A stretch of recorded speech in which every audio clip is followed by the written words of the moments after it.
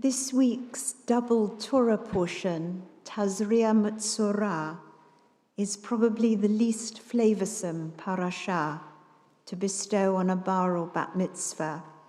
Woe to the children who are born at this time of the year and end up having to read verses either about childbirth in Tazria or about leprosy in Metzorah. You escaped, Sebastian. You've got a wonderful portion next week in Kedoshim. Actually, Metzorah, or Tzora'at, as it's also called in this portion, doesn't mean leprosy, the condition equated with Hansen's disease. In this Torah portion, Tzora'at doesn't only refer to bodily eruptions or various kinds of skin diseases, but to infections of fabrics or articles made of leather, and even to a house contaminated with some kind of eruptive plague or mold.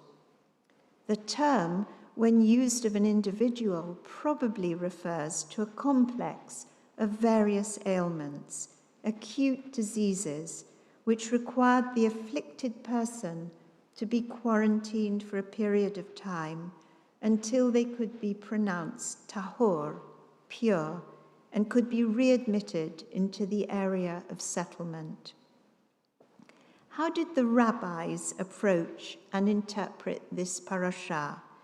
Did they take it literally, or did they rather draw out a moral lesson from these verses? Drawing evidence from other texts in the Torah, the sages interpreted these verses in a moral sense, playing on the word metzorah, turning it into the phrase motzi shem ra, literally to bring forth a bad name.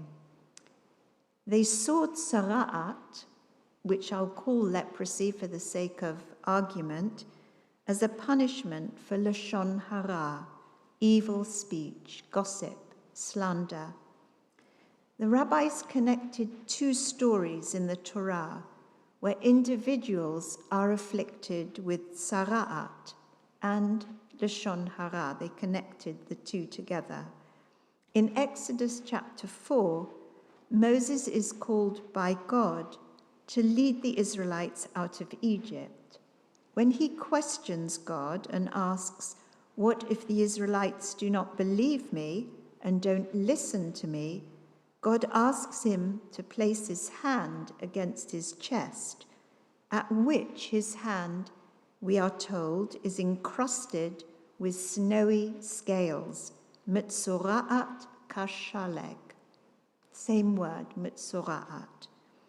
The sages see the infection on his hand not only as a demonstration of God's miraculous power, God who is going to bring the Israelites out of Egypt, but also as a punishment for casting doubt on the Israelites. As the Talmud says, putting words into God's mouth, they are believers, the children of believers. Moses has belittled and demeaned the Israelites, the descendants of Abraham, in suggesting that they won't listen to him. In another much more famous example, in Numbers chapter 12, we learn that Moses' sister, Miriam, speaks against Moses' Cushite wife, and Miriam is also struck with leprosy and quarantined outside the camp. Here it's very clear that Miriam's disease is a punishment for slander. She denounced her brother because of his marriage and spoke about him behind his back. Lashon hara, evil speech, slander, is considered by the rabbis to be one of the worst sins that one can commit. The Talmud states this in ways that may sound to us somewhat exaggerated. Third speech, says the Talmud, that is malicious speech about a third party, kills 3 people. It kills the one who speaks it, it kills the one who accepts it, and it kills the one about whom malicious speech is said. And the Talmud concludes with a verse from Proverbs, Mavet v'chayim b'yad lashon.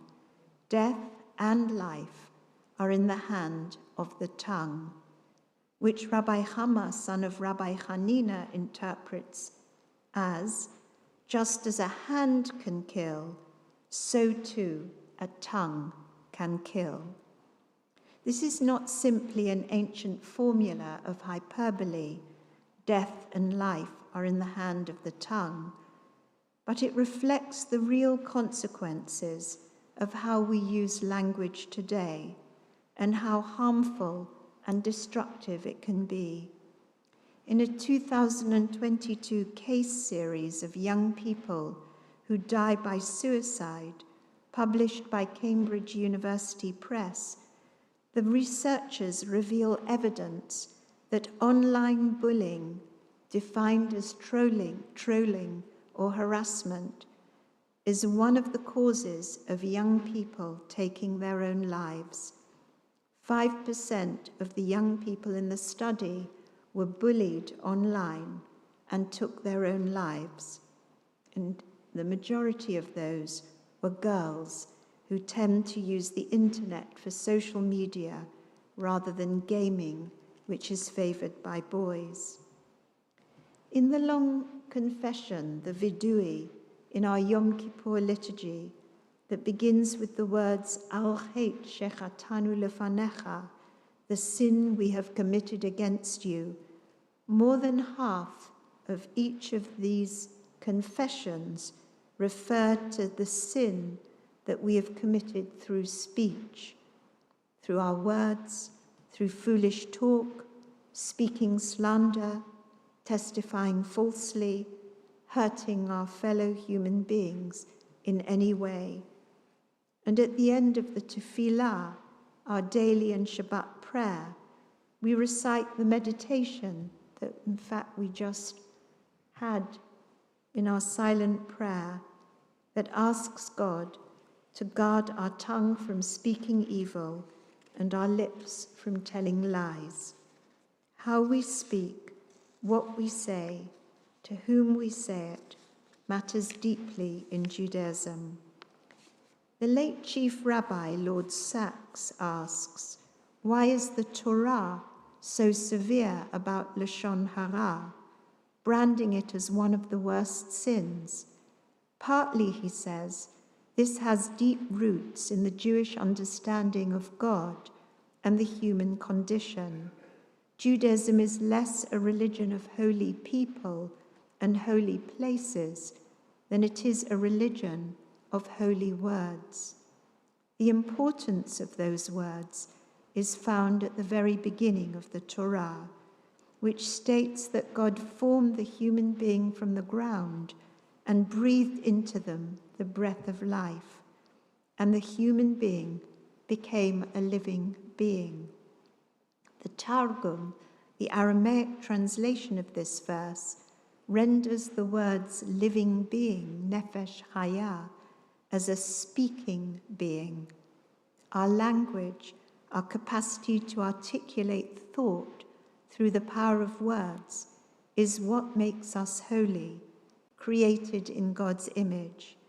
For just as God speaks and creates or destroys, so too we have that power to speak comfortingly, creatively, constructively, but we also have the power to speak destructively and hurtfully.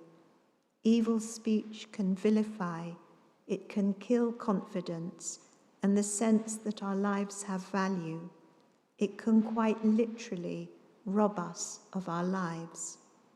Those who hide behind the anonymity of the internet and social media, who adopt false identities and distribute hate speech against individuals, are a danger and scourge to our society.